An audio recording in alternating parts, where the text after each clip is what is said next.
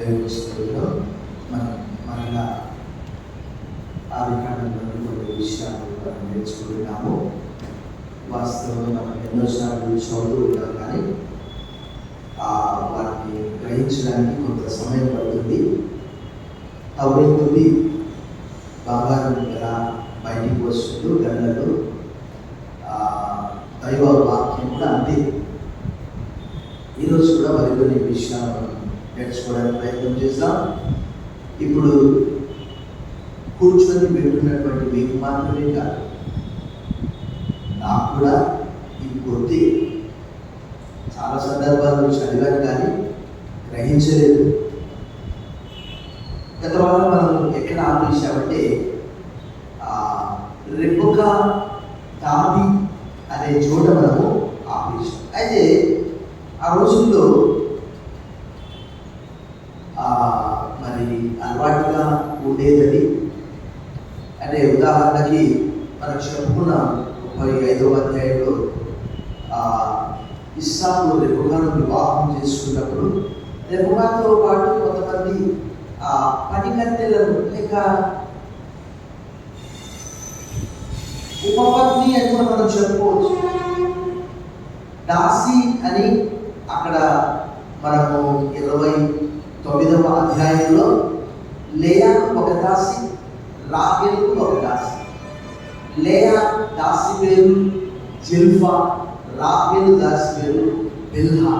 అదే ప్రకారం రెబెకా కూడా మనం చూస్తే 24, 59, 24, 61 కూడా అలాగే ఇచ్చారు.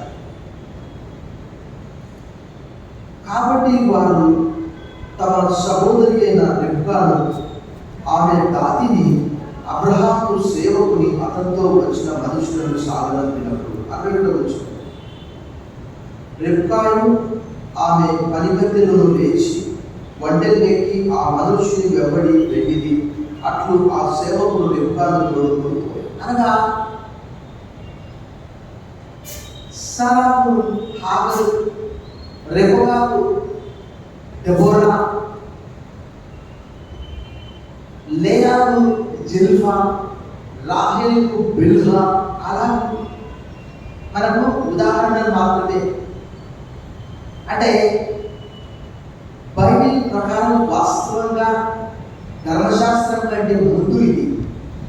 కానీ బైబిల్ గ్రంథ ప్రకారం ఏంటంటే, భార్య బ్రతికి ఉండగా నీవు ఆమెను పీడించడానికి భార్య చెల్లెల్ని వివాహం చేసుకోకూడదని లేవియాకాండం 18:18 రాయబడ్డది. తర్వాత జాగ్రత్తలు జరుగుతున్నాయి కాబట్టి ప్రతి వారికి తన సొంత భార్య ఉండాలని అపోస్తలుడైన పౌలు కొరింథీయులకు రాసిన మొదటి పత్రిక 7:2 చెప్తారు. తర్వాత ఒక పురుషునికి ఒక భార్యనే. ఆదికాండం 2వ అధ్యాయం 21-25 వచనాల్లో ఆదాము అన్నాడు, నా ఎముకల్లో ఒక ఎముక, నా మాంసంలో మాంసం. కాబట్టి ఈరోజు పాస్టర్స్ కూడా ఇద్దరు ముగ్గురు మెయింటైన్ చేస్తున్నారు. అదే ఇప్పుడు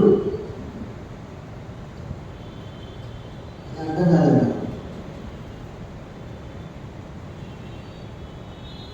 అంటే బైబిల్ ఎక్కడ కూడా సపోర్ట్ చేయట్లేదు. ఎందుకంటే కాబట్టి ఆమె నా ఎముకల్లో ఎముక, మాంసంలో మాంసం. కాబట్టి ఇది నరులోకి తీయబడింది కాబట్టి నారీ. కాబట్టి పురుషుడు తన తల్లిని విడిచిపెట్టి భార్యను హత్తుకుని వారు ఏక శరీరమే. ఇక మీదట వారు అంటే అతను ఇద్దరుగా కాక ఒకరిగా ఉందని మాట్లాడారు.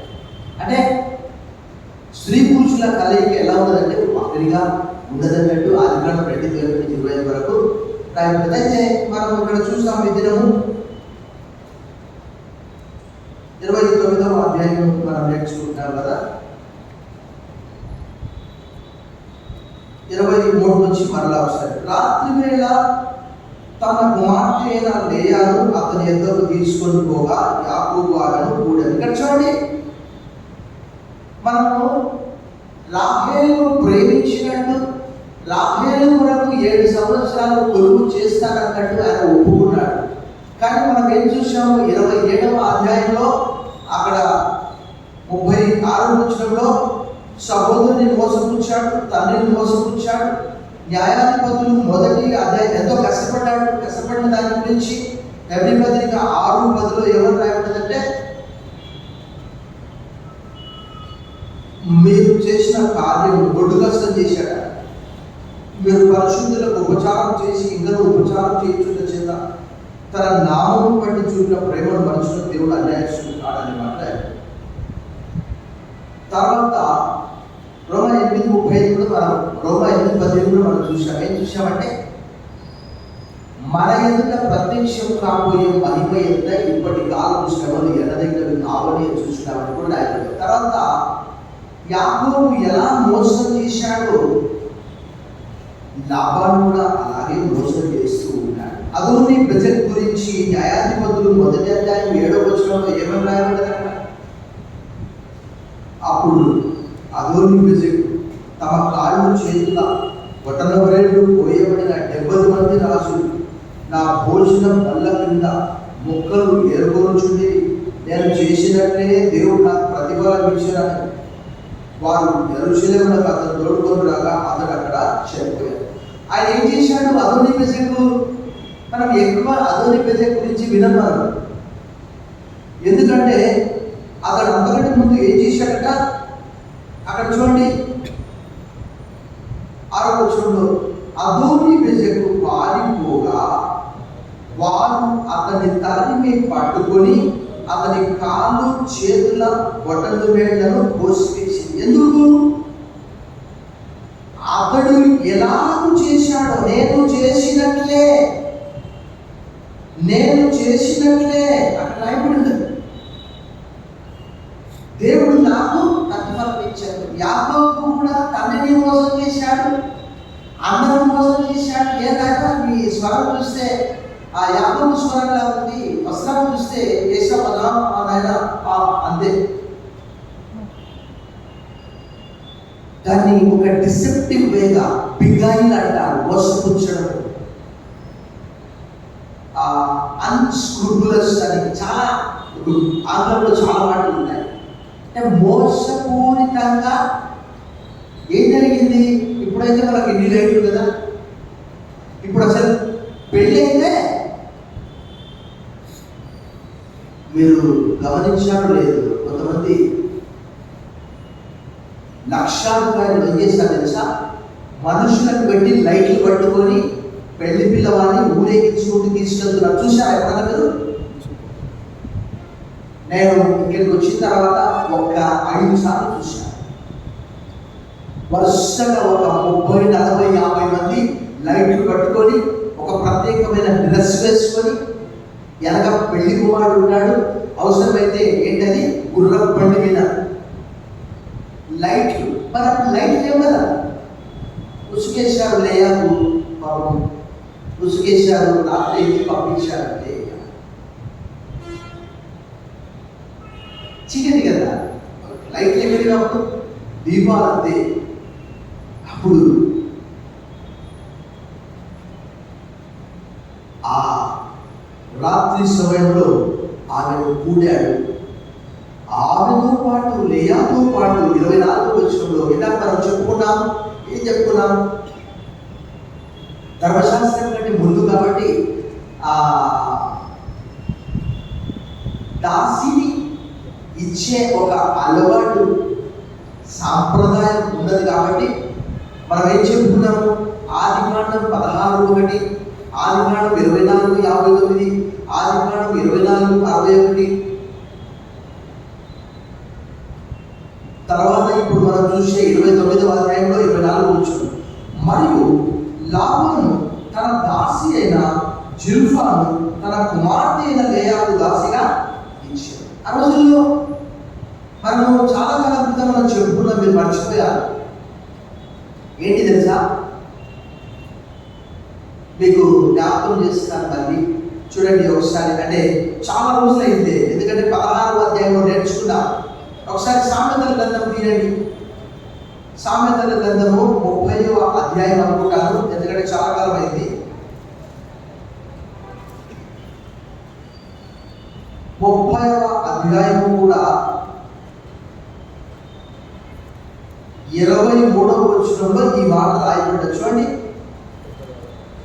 కంటకురాలై ఉండి పెండ్లి అయిన స్త్రీ యజమానురాలికి హక్కుదారురాలైన దాసి. ఇది నేను 16వ అధ్యాయం చెప్పేటప్పుడు నేర్చుకున్నాను. అర్థమైందా? ఇది మనం అర్థం చేసుకోవాలంటే ఇది ఆంగ్లంలోనే చూడాలి. కంటకురాలు అంటే ఎవరు?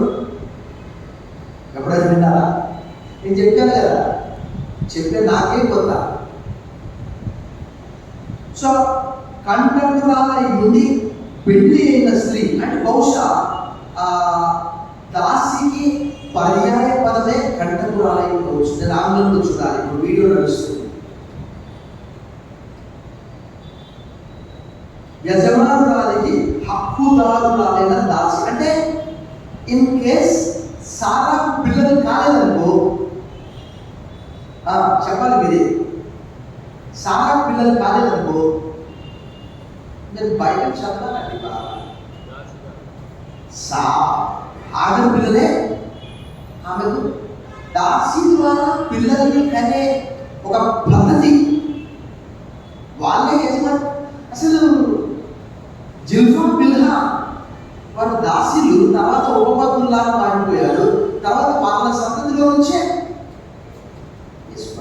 అంటే లేయా భార్య. కాబట్టి 12 గోత్రాలు వాళ్ళ దగ్గర నుంచి వచ్చాయి. తర్వాత మనము రాహేలును కూడా చూస్తాము. ఏం చూస్తాము? దేవుడే సారా అలాగే అంటది, రాహేలు అలాగే అంటది. ఏమంటది? దేవుడే నాకు పిల్లలు కలగకుండా చేశాడు. ఇగో ఈమె తీసుకో, ఈమె ద్వారా పిల్లలు కలుగు. ఆ రోజుల్లో అలా ఉండేది అని లేఖనాలు తెలియజేస్తే, అఫ్కోర్స్ ఇది ధర్మశాస్త్రం కంటే ముందు కాబట్టి దేవుని పెళ్లిళ్ళ మీద పెళ్లిళ్ళు చేసుకోవడం దేవునికి ఇష్టమా? అసలు హాగర్ని చేసుకోవడమే దేవుడికి ఇష్టం లేదు. 13 సంవత్సరాలు దేవుడు అతనితో మాట్లాడలేదు. 16వ అధ్యాయం ఆదికాండం 16వ వచనంలో 89 సంవత్సరాల వయసు తనకు. తర్వాత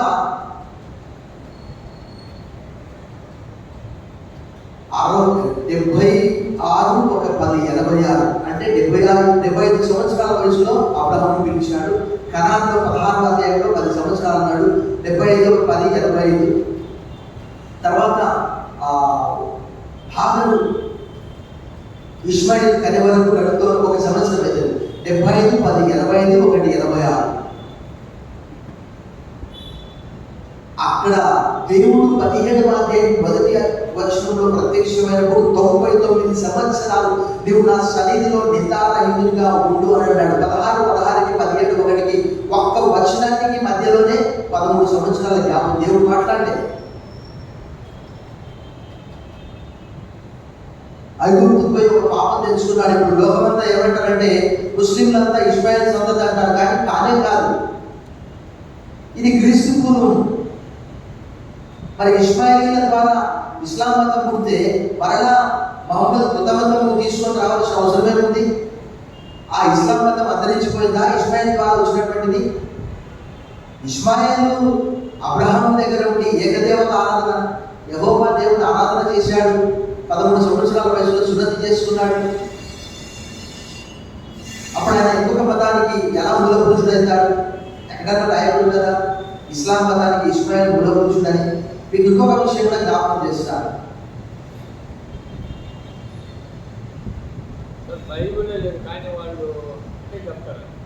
బైబిల్లో నుంచే వాళ్ళు తీసుకున్నారు. వాళ్ళ సొంతంగా బైబిల్ ఎక్కడిది? సంస్కృతాన్ని కదా లిపి లేదు, వాళ్ళు ఒప్పుకోరు. అలాగే నీ బైబిల్ ఉంటే, నీ మత గ్రంథం ఉంటే, నీవు పాత నిబంధనలోని కొన్ని పుస్తకాలు ఆదములే సలాం అని, ఇబ్రాహీములే సలాం అని, మోషేని మూసా అని నువ్వు ఎందుకు తీసుకున్నావు? నీకు గది ఉంటే కదా, అసలు నీ దగ్గర ఉంటే కదా గ్రంథం. తర్వాత ఇంకొక విషయం కూడా మీకు సమయంలో జ్ఞాపకం చేస్తాను. ఏంటంటే నేను చిన్నప్పుడు 10వ తరగతి చదివే సమయంలో టెలివిజన్లో దూరదర్శన్లో రామాయణం వచ్చేది. దాని తర్వాత మహాభారతం వచ్చేది. ఆ రోజుల్లో చాలా ఫేమస్ అనమాట. 90s ఉన్నటువంటి వాళ్ళు పెద్దవాళ్ళే. అప్పుడు ఏదంటే దూరదర్శన్ ఒకటే, ఇన్ని ఛానల్స్ లేవు. అయితే రామాయణ మహాభారతం ఎలాగో బైబిల్ కూడా ఒకటి తీయాలని ఆరంభించారు. కానీ ఎక్కడి వరకు వచ్చింది తెలుసా? అబ్రహాం వరకు వచ్చింది. అబ్రహాముకు ఇష్మాయిల్ పుట్టాడు, తర్వాత ఇస్సాకు పుట్టాడు. అక్కడ ఆపేమని చెప్పారంట ప్రపంచం అంతా. ఎందుకంటే మేము దాసీ సంతానం అని అందరికీ తెలుస్తుందని. అసలు వారు దాసీ సంతానం కానీ మంచిది. మనం మాట్లాడకపోతే అసలు చాలా విషయాలు ఉంటాయి. బట్ మనము హాఫ్లో అని మాట్లాడుకోలేము. మీ దగ్గర సెల్ ఫోన్స్ ఉంటే నా యూట్యూబ్ ఛానల్కు సబ్స్క్రైబ్ చేయండి. లోతైనటువంటి విషయాలు మీరు నేర్చుకోవడానికి. కొన్నిసార్లు మీరు మర్చిపోతూ ఉంటారు. మళ్ళా ఎప్పుడైనా మీకు సమయం ఉన్నప్పుడు ఆ ఛానల్లోకి వెళ్ళి నేను చెప్పినటువంటి బైబిల్ స్టడీ కానీ, లేకపోతే ఆదివారం ప్రశ్నలు కానీ, లేకపోతే ఏదైనా ఎక్కడైనా చెప్పినటువంటిది మనం నేర్చుకోవచ్చు. మీరు తర్వాత చూడండి, దాసీని ఇచ్చేదని మనం చెప్పుకున్నాము లేఖనాల ఆధారంగా. 25వ వచనం, ఉదయం ముందు మనం 23 రాత్రి వేళ అనే మాట చూసాము. సో రాత్రి ఆమె దగ్గరికి వెళ్ళాడు. ఉదయం ముందు ఆమెను లేదా అని ఎరిగి అతడు లాభాలతో, నీవు నాకు చేసిన పని ఏమిటి? రాహేలు కోసం ఇక్కడ వస్తుంటాడు.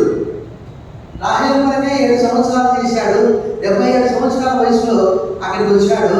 77, 7, 84 సంవత్సరాలు అప్పటికి. Late marriage. రాహేలు కోసమే కదా నేను కొలువు చేసింది, ఎందుకు నన్ను మోసపుచ్చింది అని. ఇక్కడ వచ్చింది మోసం అనే మాట కదా, డిసెప్టివ్ అని ఆంగ్లంలో రాయబడ్డది. పాపం కొత్త. ఇప్పుడు మనకు చిన్న ఉదాహరణ చెప్తాను. నేను 2000లో ఢిల్లీ వెళ్ళినప్పుడు జామా మసీద్కి వెళ్ళాను. కొత్త మసీద్ అక్కడ ఢిల్లీలో. అక్కడికి వెళ్ళినప్పుడు ఏం చేస్తారు తెలుసా? మనందరికీ తెలుసు, రాజకీయ నాయకులు మసీదులోకి వెళ్తే ఏం చేస్తారు? వాళ్ళు నెత్తిలో ఒక టోపీ పెట్టుకొని పోతారు. ఎందుకు? అది వాళ్ళ ఆచారం. అలాగే యాకోబు అడిగాడు, ఏంటి నువ్వు మామ? ఓ మై డియర్ మేనమామ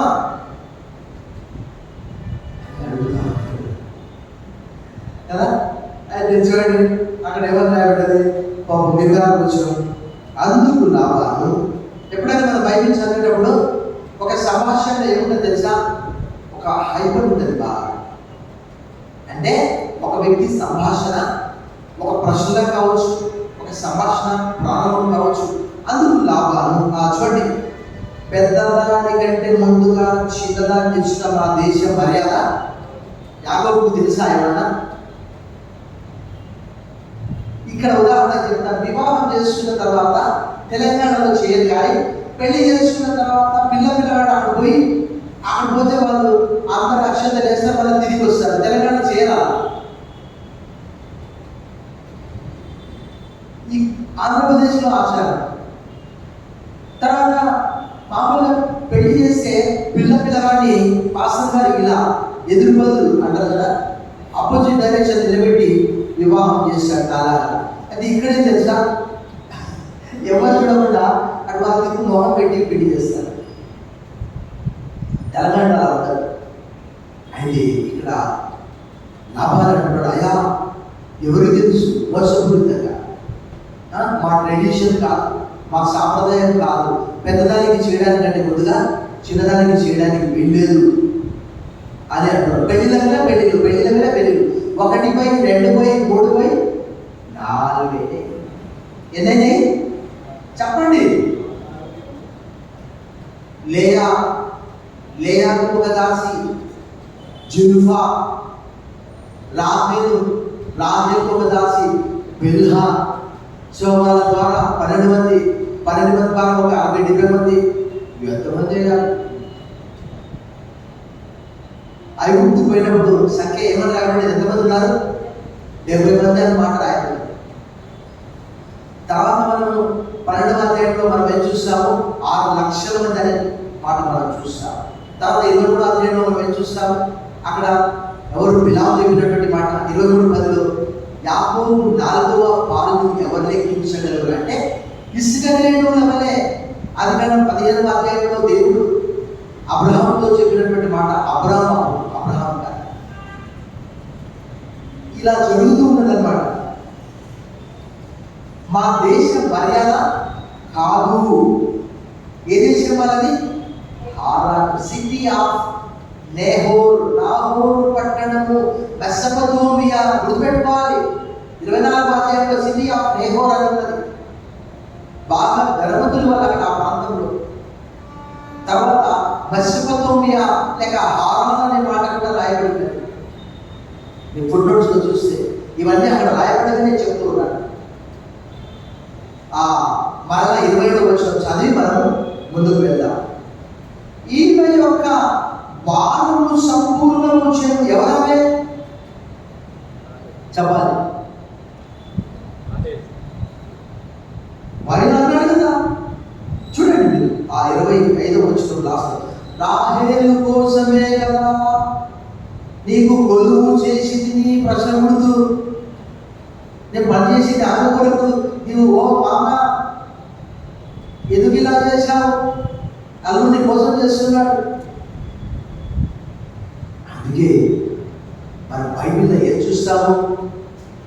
యెబూసీయులు ఇశ్రాయేలు అందరినీ జయిస్తున్నారన్నటువంటి మాట తెలుసుకొని యెహోషువతో అబద్ధమాడి అయ్యా చాలా దూరం నుంచి వచ్చాం. ఎందుకంటే ఆ రోజుల్లో మనందరం తెలుసు ఏం చేసేవాళ్ళు? శత్రువులను పట్టుకొని వాళ్ళ పట్టణాన్ని కాల్చేసి గాడులు గుర్రాలు ఆట మొత్తం నాశనం చేసేవాళ్ళు. ఎరుకొని చూస్తాం, హాయిని చూస్తాం. అప్పుడు 9వ అధ్యాయం 22వ వచనంలో యెబూసీయులు ఏం చేస్తారు?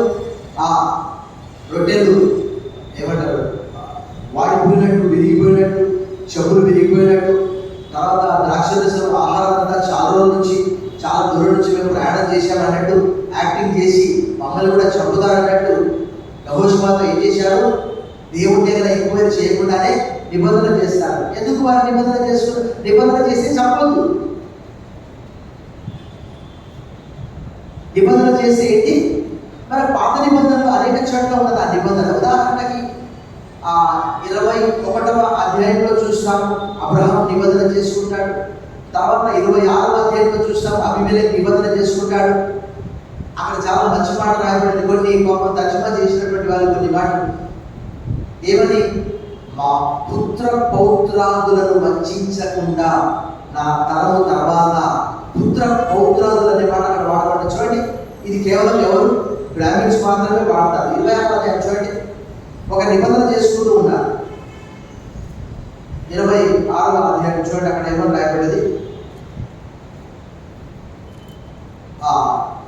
25 అనుకుంటారు. 25 కాదు, ఒక నిమిషం. 21:23 నీవు నన్నైనను నా పుత్ర పౌత్రాదులనైనను వంచింపక నేను నీకు చేసిన ఉపకారము చొప్పున నాకు నువ్వు పరదేశివై ఉన్న ఈ దేశంలో చేసేదని దేవుడి పేరట ఇక్కడ నాతో ప్రమాణం చేయమని. అంటే ఆ రోజుల్లో ఒక నిబంధన చేసుకునేవారు. 21-23 వచ్చారు విధానిక. ఎవరితో చేసుకుంటున్నారు ఆ నిబంధన? మనం బయట కాదా చదువు. ఎవరితో అంటే అబీమెలెకు సేనాధిపతి అయిన ఫీకోల్తో ఆ నిబంధన చేసుకుంటూ ఉన్నాడు. మనం 20లో చూస్తాము ఆ విషయాన్ని, 21లో చూస్తాము. ఎందుకంటే 20లో కూడా అక్కడ అబీమెలెకు దగ్గర ఆయన నివసించాడు. 21లో కూడా అబీమెలెకు యొక్క సేనాధిపతిని మనం చూస్తాము. తర్వాత 26లో కూడా మనం ఏం చూస్తాము? ఇస్సాకు గెరారులో ఉన్నప్పుడు అబీమెలెకుతో కూడా నిబంధన చేసుకున్నట్టు మనం చూసాం. అది కూడా ఇవ్వారు. అక్కడ చూడండి 26లో 28 వారు నిశ్చయంగా యెహోవా నీకు తోడై ఉండ సూచింది కనుక మనకనగా మాకు నీకు మధ్య ఒక ప్రమాణం ఉండవన్నది, మేము నిన్ను ముట్టక నీకు వేరే తప్ప మరేమి చేయదని సమాధానంగా పంపిస్తుంది కనుక నీవు మా కీడు చేయకున్నట్టు నీతో నిబంధన చేసుకుంది మరియు అనుకోండి. ఇప్పుడు యెహోవా ఆశీర్వాదము పొందినవాడవాలి. అంటే ఇన్ కేస్ ఒకవేళ యుద్ధమే వస్తే మమ్మల్ని చంపొద్దు.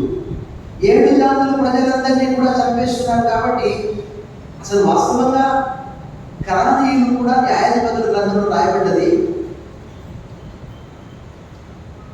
వాళ్ళను వెళ్ళగొట్టలేకపోయారు. రెండోది మనం చూస్తాం, యెబూసీయులు కూడా అబద్ధమాడి నిబంధన చేసుకున్నారు కాబట్టి కట్టెలు కొట్టేవాడిలాగా నీళ్లు మోసేవాడిలాగా వారు ఉండిపోయారు యెబూసీయులు. తర్వాత దావీదు ఏం చేశాడు? రహస్యంగా పశ్చిమతో వెళ్ళాడు ఊరే భార్యతో. దేవుడు అన్నాడు, నీవు రహస్యంగా చేశావు ఈ పని, కానీ నేను బహిరంగంగా నీ ఉపపత్తులను నీ కుమారుడే కూరుతాడని చెప్పాడు. సమూయేలు 2వ గ్రంథం 12వ వచ్చాడు.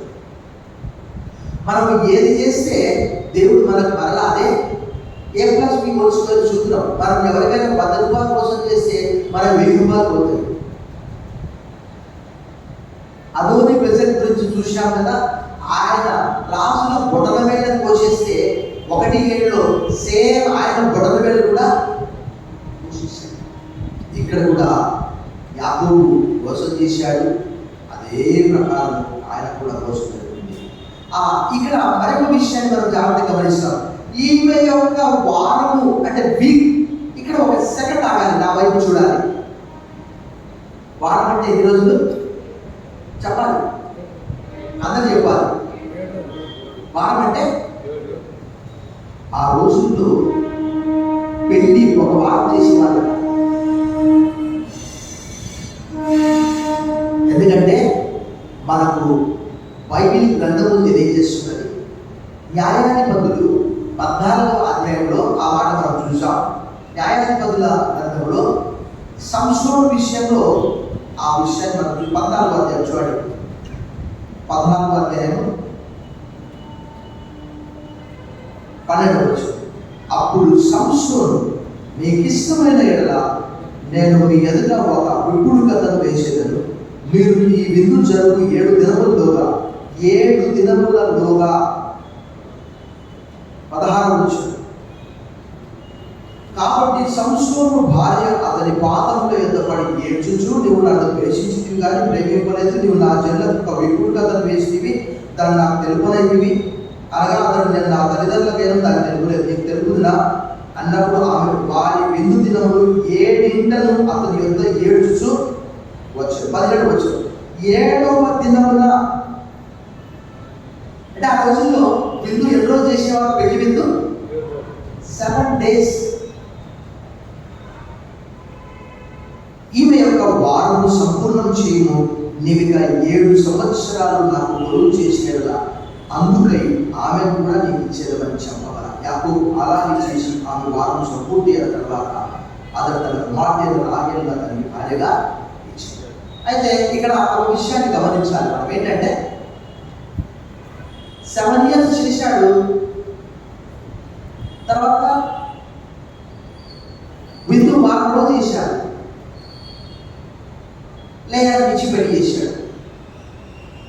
మళ్ళీ ఆయన అలాగే వరకు నువ్వు ఏం మామ ఇట్లా చేసి అంటే, అల్లుడా ఇది మా సంప్రదాయం కాదు అని మళ్ళీ వారం రోజు దావా చేశాడట. చేసి మళ్ళీ ఆమె కూడా ఇచ్చి పెళ్లి చేశాడు. అప్పుడు మనములో మనం చూస్తాము, లేయా అంతగా ప్రేమించలేదు. 4 పుట్టి కాకు ఉడికిపోయింది. రూబేను, షిమ్యోను, లేవి, యూదా. ఈ రోజైనా కనీసం పేరు నేర్చుకోండి. చెప్పండి, రూబేను, షిమ్యోను, లేవి, యూదా. చెప్పాలి, అందరూ చెప్పాలి. రూబేను, షిమ్యోను, లేవి, యూదా అనాలి. ఎన్నంటే నేర్చుకుంటారో ఏం కదనో.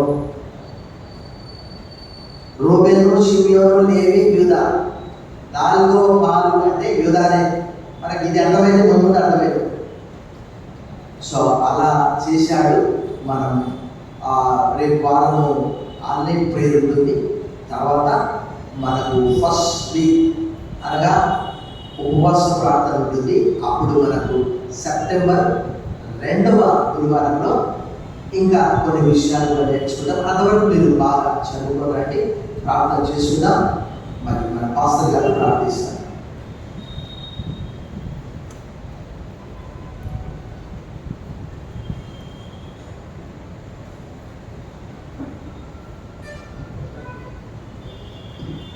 ప్రార్థన చేస్తున్నాను. దయగల మా తండ్రి పరిశుద్ధ పాదములు యేసు ప్రభువులు మాకు ఇచ్చిన శ్రేష్టమైన మెసేజ్ కోసం మీకు వందనాలు చేసుకుంటున్నాం. ఈ మాటల కొరకు మీకు వందనాలు ప్రభు. ఇంకా అనేకమైన ఆత్మీయ సంగతులు చెప్పమని విద్యార్థులకు సహాయం చేయమని కోరుకుంటున్నాం. మమ్మల్ని మీకు అప్పగించుకుంటున్నాం. ప్రభు యేసుక్రీస్తు పరిశుద్ధ నామములో ప్రార్థిస్తున్నాము తండ్రి. ఆమేన్. పరమ తండ్రి అయిన దేవుని ప్రేమ, కుమారుడైన యేసుక్రీస్తు వారి దివ్య కృప, పరిశుద్ధాత్మ దేవుని యొక్క ఆన్యోన్య సహవాసం, సమాధానం, దీవెన, స్వస్థత శనివారందరికీ సదాకాలం తోడై ఉండుగాక. Amen. God bless you all.